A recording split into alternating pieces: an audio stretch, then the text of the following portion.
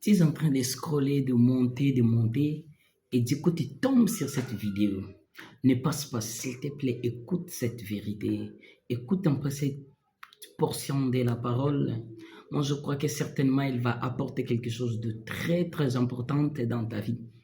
Euh, c'est quoi, en fait? Bien aimé, des fois, euh, plusieurs fois, Dieu a besoin de changer notre situation. Dieu a besoin de nous amener là où il veut. Mais nous, on ne comprend pas son langage. Écoutez, bien-aimés dans le Seigneur, j'ai toujours dit ça. C'est que dans l'affaire de la délivrance, Dieu n'est pas et ne sera jamais totalement responsable de toute ta délivrance. Dans la délivrance, il y a ce qu'on appelle la part divine et il y a la part humaine.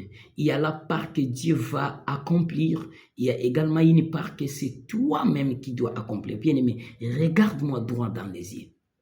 Et regarde ta vie, et regarde comment tu vis, et regarde comment les histoires n'ont pas de forme, et regarde comment tu fais que tourner, et regarde comment tu tournes toujours au rond-point. Est-ce que tu trouves ça normal? Je crois, bien aimé dans le Seigneur, qu'il est temps, toi et moi, devrons prendre d'autres décisions. Alors, qu'est-ce que je mérite de dire et d'apporter de nouveau dans cette vidéo, dans ce morceau? C'est que dans le domaine des délivrances, il y a la part de Dieu, il y a également la part de l'homme. Alors, je j'aimerais prendre comme illustration le texte de Marc chapitre 8 et le verset 22. Dans ce texte, on nous dit, dans le verset 22, on dit, c'est Jésus, il s'est rendu à Bethsaïda et on amena vers Jésus un aveugle qu'on le pria de toucher. Et les gens voient Jésus, Jésus entre à Bethsaïda et les gens voient Jésus et on amène à Jésus un aveugle.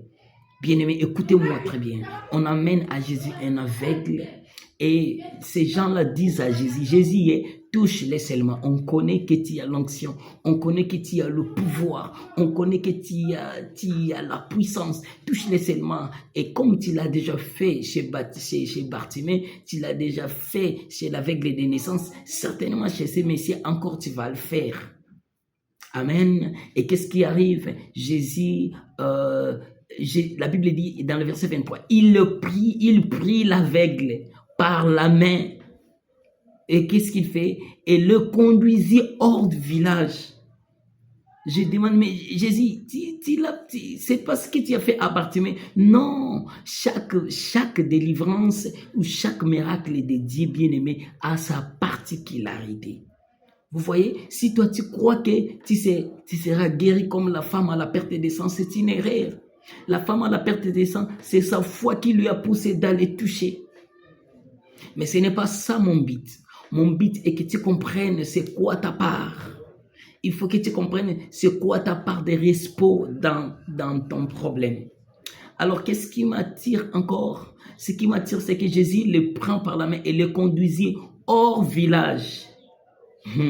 Et puis, il lui mit de la salive sur les yeux, lui imposa les mains et il lui demande s'il voyait quelque chose. Jésus, il prend cette fois la salive seulement. De l'autre côté, on a vu qu'il avait pris la salive, il fait la boue. Mais ici, il change. Et regarde, Jésus fait sa part. On amène le problématique au Jésus. On lui présente et Jésus fait sa part. Il les conduisit hors de la ville. Et il lui met la salive. La première question que je me pose, pourquoi Jésus lui a conduit hors de la ville? Je finis par comprendre par le Saint-Esprit qu'il y a certaines délivrances bien-aimées dans le Seigneur qui ne vont pas arriver tant que tu seras là où tu es. Tu seras toujours dans cette terre, dans la terre des péchés. Tu seras toujours dans la vie des péchés. Quelles que soient tes prières, tant que tu ne seras pas dans le bon environnement, Dieu ne peut pas te guérir. Dieu, tu es tout puissant. Pourquoi tu ne peux pas guérir? Non. Dieu est en train de dire à Abraham dans Genèse 12, Abraham, j'ai besoin de rendre ton nom grand. J'ai besoin de te bénir. J'ai besoin de changer ton histoire. Mais la première des choses, Abraham, tu dois quitter la maison de ton père. Abraham, tu dois quitter la maison de ton père parce que tu dois aller là où je dois te bénir. Mais moi, je croyais Dieu qui est tout suffisant. Non, non, il y a des choses bien aimées. Dieu a besoin de te bénir. Mais tu es encore dans cette maison-là de votre père. Tu es encore dans la maison de votre mère. Dieu, comment il va t'élargir? Tu es encore dans cette vie-là de péché. Tu es encore dans cette vie de dépendance sexuelle. Comment Dieu va te bénir? Tu es encore dans cette vie de vol. Comment Dieu va te donner la propre chose qui doit t'appartenir? Et la Bible dit, lorsque Jésus les conduit, qu'est-ce qu'il dit? Jésus lui impose, lui met les salives. Il met la salive sur les yeux et lui impose les mains et lui dit, tu vois quoi? Cela veut dire, Jésus, ce n'est pas Jésus qui doit dire, toi, il dit, il voit quoi? Et la première, écoutez ce qu'il dit. Il lui dit, je vois les hommes, mais comme les arbres, bien aimés dans le Seigneur. Je sais que je suis en train de parler à des hommes spirituels qui lisent aussi la Bible. L'aveugle et Jésus étaient hors le village, ils n'étaient que deux. Mais le Messie dit qu'il voit des hommes qui étaient comme des arbres. Mais ces hommes-là, ils sont hors le village, ils ne sont qu'à deux. Quels sont ces hommes-là?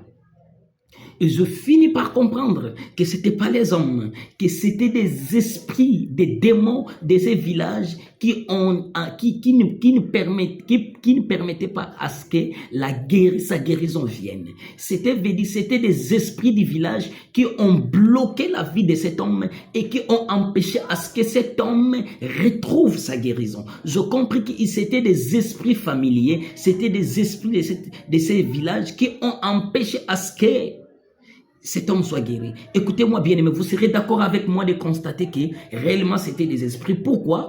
Parce que lorsqu'il dit que je vois des hommes comme des arbres et qui marchent. Et Jésus lui mit de nouveau le main sur les yeux et quand l'aveugle les regarda fixement, il fut guéri et vit tout distinctement. Alors Jésus les renvoya disant dans sa maison en disant, n'entrez pas au village. Cela veut dire, je compris que cet homme, les villages dont cet homme vivait, c'était pas son village. Parce que la Bible dit, Jésus le renvoyait dans sa maison. Il lui a dit, va chez toi, ne rentre plus dans ces villages là-bas. Jésus lui dit, ne rentre plus dans ces villages-là, parce que dans ces villages où tu as été, c'était pas ton village, c'est une vie étrangère. Je parle à une personne, tu n'es pas, le village des enfants de Dieu s'appelle Jésus-Christ. Tu n'es pas en Jésus-Christ, bien-aimé, c'est pourquoi tu vis toujours des choses bizarres. Tu n'es pas en Jésus-Christ, c'est pourquoi tu vis toujours de l'indifférence, c'est pourquoi ta vie ne marche pas. Bien-aimé, rentre en Jésus, reviens à Jésus, viens à Jésus, donne-lui ta vie. Bien-aimé dans le Seigneur, abandonne. C'est pourquoi Jésus lui a montré, regardez, Jésus lui a justement montré en réalité. Donc la première fois, Jésus, certainement, c'était à volonté que Jésus avait d'abord ouvert ses yeux pour qu'il voie en réalité dans ce village qui était là réellement. Bien-aimé, il y a certains endroits où tu ne vois pas, mais le fait seulement de ne pas marcher ou le fait de voir que des problèmes persistent doit te faire quitter. Amen. Bien-aimé, s'il te plaît, quitte ces villages. Quitte ces villages de péché, quitte ces villages d'impudicité, quitte ces villages de vol, quitte ces villages de désobéissance à la parole de Dieu. Viens à Jésus, viens vivre dans ces villages. Et lorsqu'on lui a montré, Jésus lui a dit, regardez des gens qui sont autour de toi. Ce sont des gens qui sont comme des arbres et des géants, mais qui marchent. C'était des esprits méchants. Et il lui a dit, va dans ta maison, ne rentre plus. J'ai dit à une personne, entre dans la maison de Jésus, ne rentre plus là où tu étais. Que Dieu vous bénisse. Merci.